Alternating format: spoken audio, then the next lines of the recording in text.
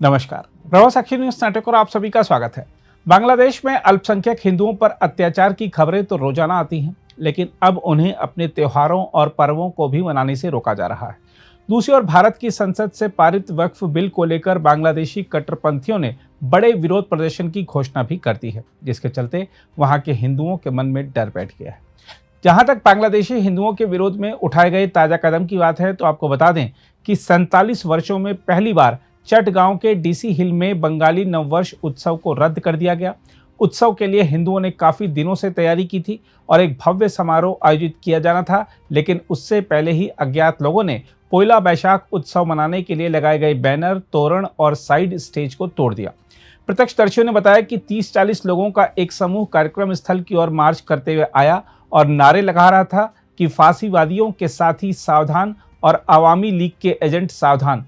उसके बाद वहां तोड़फोड़ शुरू हो गई। बाद में आयोजकों ने विरोध में सभी निर्धारित कार्यक्रम रद्द कर दिए। मीडिया रिपोर्टों के मुताबिक इसी तरह बांग्लादेश में कई जगह बंगाली हिंदुओं को उत्सव मनाने से रोका गया। उधर ऐसे घटनाक्रमों की निंदा करते हुए बांग्लादेश की अपदस्थ प्रधानमंत्री शेख हसीना ने कहा है कि स्वतंत्रता विरोधी ताकतों ने अवैध रूप से सत्ता पर कब्जा कर लिया है और वे देश की धर्मनिरपेक्ष संस्कृति को नष्ट करने की कोशिश कर रहे हैं। शेख हसीना ने बांग्लादेश की जनता से ऐसे अतिक्रमणकारियों को बाहर निकालने का आग्रह भी किया। शेख हसीना ने बंगाली नववर्ष पोइला बोईशाख के अवसर पर एक बयान में कहा कि बांग्लादेश में मुक्ति विरोधी ताकतों ने अवैध रूप से सत्ता पर कब्जा कर लिया है। वे बंगाली संस्कृति को नष्ट करने की सक्रिय रूप से कोशिश कर रहे हैं। शेख हसीना ने बांग्लादेश की अंतरिम सरकार पर निशाना साधते हुए कहा, अतीत में जब भी स्वतंत्रता विरोधी ताकतों ने सत्ता हासिल की, उन्होंने देश के इतिहास, विरासत और संस्कृति पर हमला किया।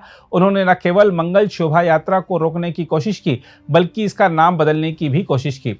भारत में रह रही शेख हसीना ने कहा कि जो लोग अब बांग्लादेश चला रहे हैं वे राष्ट्र के दुश्मन और हमारी संस्कृति के दुश्मन हैं। उन्होंने कहा, आइए हम मुक्ति विरोधी और संस्कृति विरोधी ताकतों को खदेड़ दें और वैश्विक मंच पर बांग्लादेश का सिर ऊंचा करें।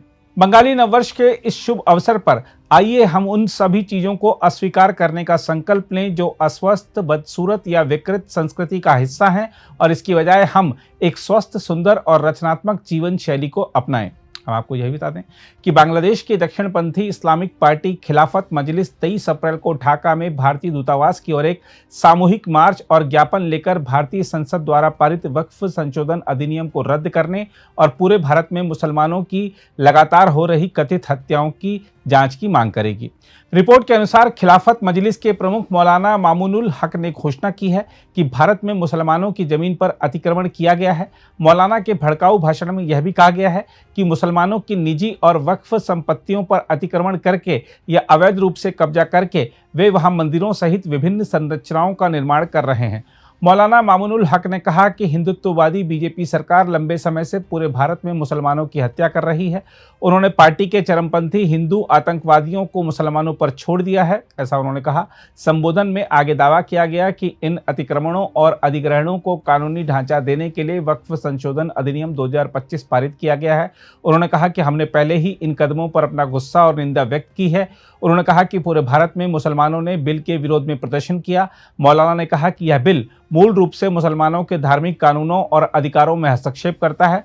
मौलाना ने कहा कि मुस्लिम दुनिया को भारत द्वारा मुसलमानों की हत्या और मुसलमानों के धार्मिक मामलों में उसके हस्तक्षेप के खिलाफ बोलना चाहिए। मौलाना ने कहा कि भारत सरकार और उसका निम्न गुणवत्ता वाला मीडिया लगातार दुनिया भर में बांग्लादेश में अल्पसंख्यकों के उत्पीड़न का झूठा प्रचार कर रहा है। इसके साथ ही खिलाफत मजलिस के नेताओं ने बांग्लादेश की सरकार से तुरंत अपनी चिंता व्यक्त करने और भारत में मुसलमानों की कथित हत्या का विरोध करने का आह्वान किया। मीडिया रिपोर्टों के मुताबिक बैठक में पार्टी के महासचिव मौलाना जलालुद्दीन अहमद, वरिष्ठ नेता नायब अमीर मौलाना यूसुफ अशरफ, मौलाना रजाउल करीम जलाली, मौलाना अफजलुर रहमान और पूर्व विधायक मौलाना शाहीनूर पाशा चौधरी और मौलाना कुर्बान अली भी मौजूद थे। नरेंद्र मोदी सरकार के नए संशोधित वक्फ अधिनियम के खिलाफ बड़े पैमाने पर प्रदर्शन की घोषणा ढाका में पार्टी के मुख्यालय में आयोजित केंद्रीय कार्यकारी परिषद की बैठक में की गई। अगर आप भी लेना चाहते हैं देश दुनिया की तमाम जानकारी तो आज ही सब्सक्राइब करें हमारे चैनल को। साथ ही नीचे दिए बेल आइकन को जरूर दबाएं ताकि हर अपडेट आप तक पहुंच सके।